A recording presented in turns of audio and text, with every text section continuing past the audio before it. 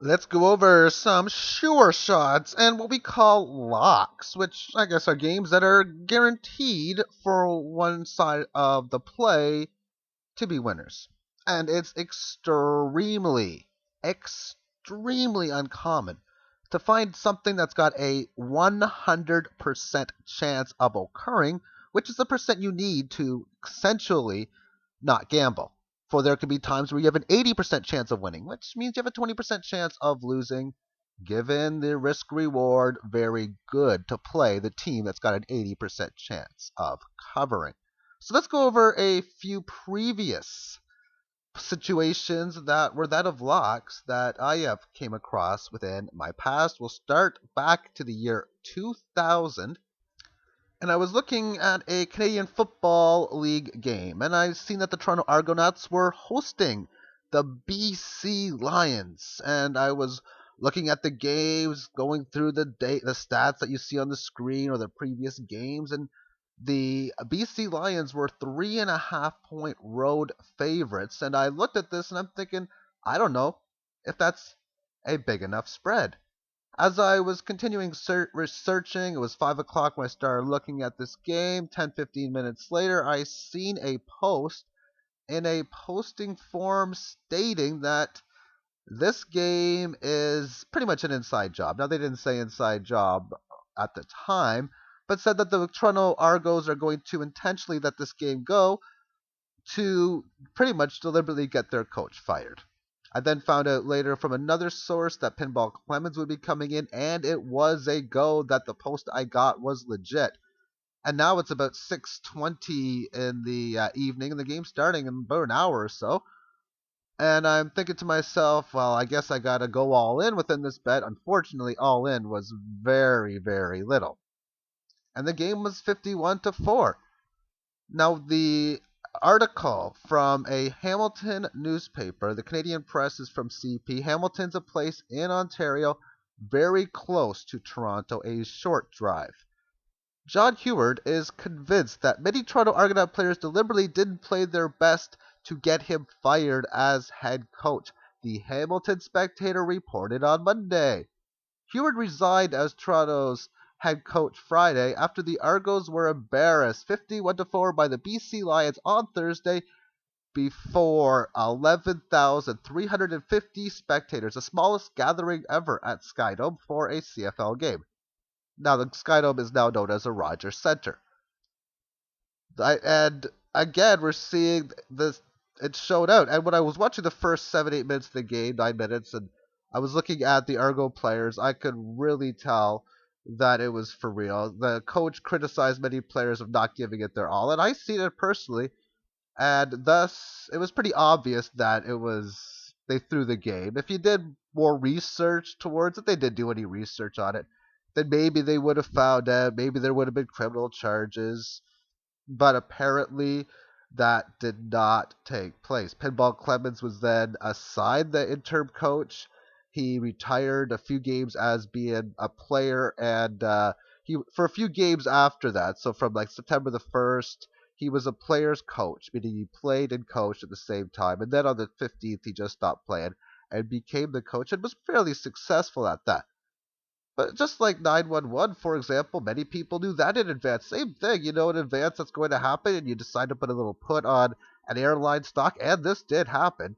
In fact, I do have this image that I found from the internet. I'm going to paste it right now, right in here.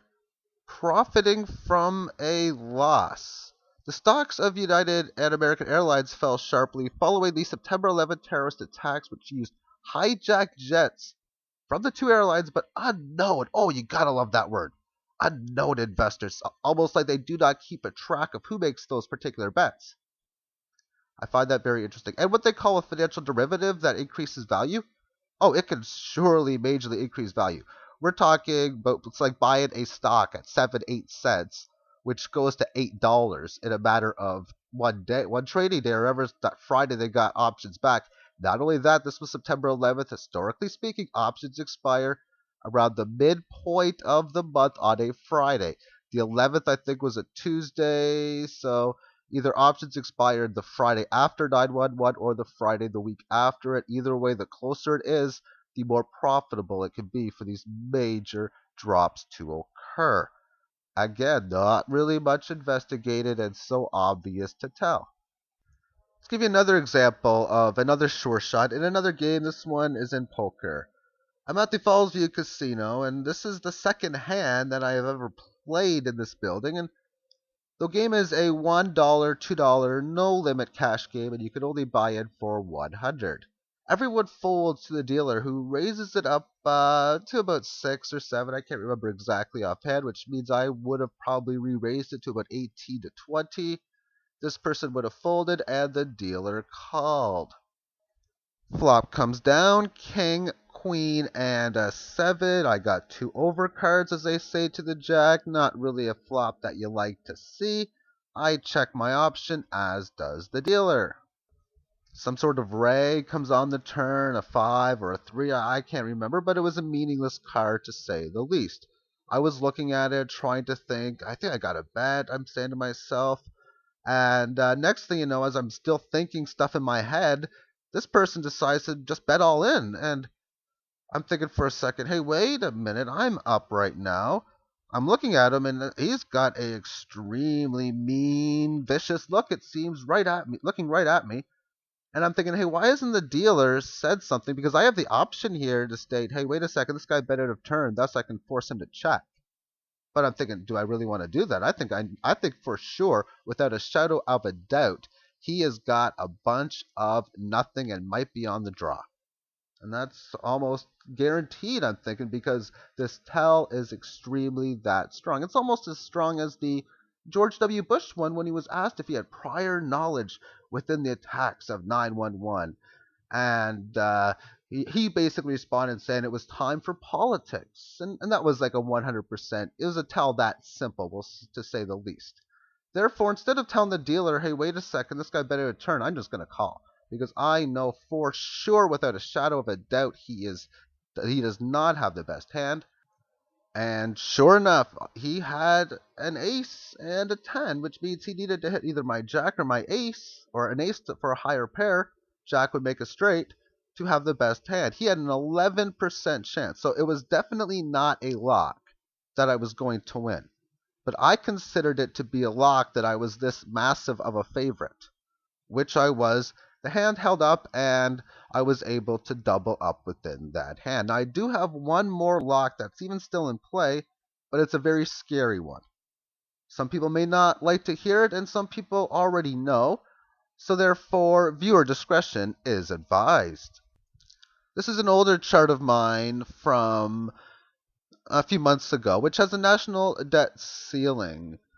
I talk a lot about silver on the silverlog.blogspot.com, and the lock in itself is not silver, although if you look at gambling, there is a 100% chance that silver is a useful commodity that is on the periodic table of elements that does not incur that of a half-life. So that's 100% guaranteed.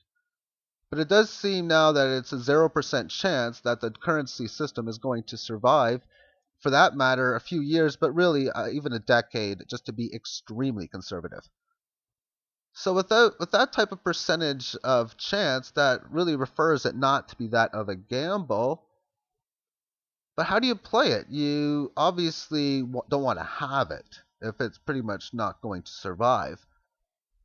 Therefore, you want to find something that has real value. Gold and silver is an easy one.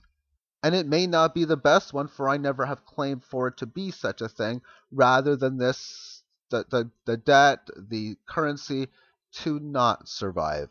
Its half-life, I cannot tell you, but it's pretty radioactive right now. Therefore, figure out for yourself and do some thinking, because as Cliff High of the Webbot has stated, the universe rewards thinking.